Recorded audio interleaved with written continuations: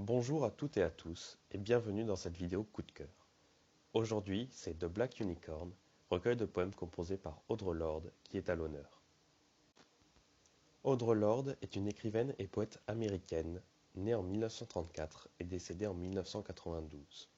Femme noire dans un État américain ségrégationniste, elle subit tout au long de sa vie le racisme. En effet, elle est à plusieurs reprises personnellement attaquée et insultée.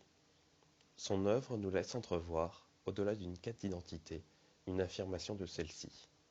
Audre Lorde ne se cherche pas, elle est. Elle est une femme noire, lesbienne, et ne cessera de militer pour le féminisme et contre le racisme.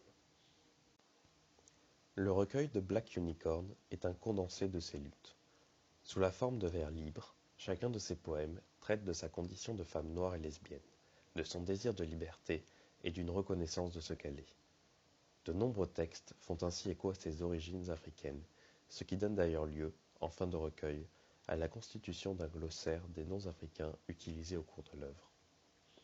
La présence de femmes fortes et affirmées est une autre constante de ses poèmes.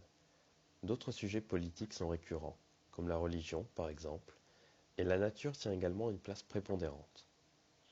Assez court et divisé en 4 parties, il n'en demeure pas moins riche, puissant, émouvant et magnifique. Je ne résiste pas à l'envie de vous partager un extrait. The Black Unicorn s'ouvre sur le poème éponyme, qui pourrait être décrit comme un poème de la colère.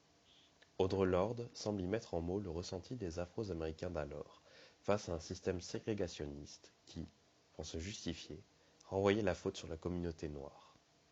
C'est ce qui explique les adjectifs négatifs utilisés au début du poème.